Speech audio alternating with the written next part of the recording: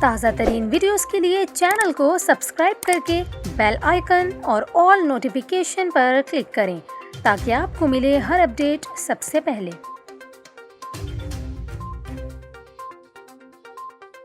اور یہاں پر آپ کو خبر دیں، کراچی کے علاقے الفلاح سے لاپتہ دعا کا سراغ نہ لگایا جا سکا اور الفلاح پولیس نے اہل محلہ کے بیان پر کارکردگی رپورٹ بنا لی۔ پولیس نے دعا سے منسوب ویڈیو کی غلطی تسلیم کرتے ہوئے دعا کے اپنے مرضی سے کہیں جانے کا دعویٰ واپس لے لیا، جس کے بعد الفلاح تھانے کے ایس ایچ او کو معطل کر دیا گیا ہے۔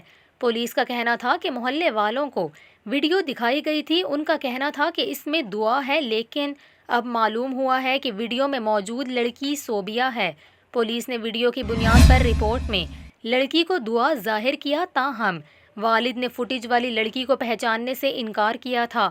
واضح رہے کہ گزشتہ روز پولیس نے دعویٰ کیا تھا کہ دعا کو اغوا نہیں کیا گیا، وہ مرضی سے گئی۔ گھر کے اطراف سی سی ٹی وی فوٹیج سے اہم شواہد ملے جس میں دعا کو اپنی مرضی سے سوزوکی میں جاتے دیکھا جا سکتا ہے۔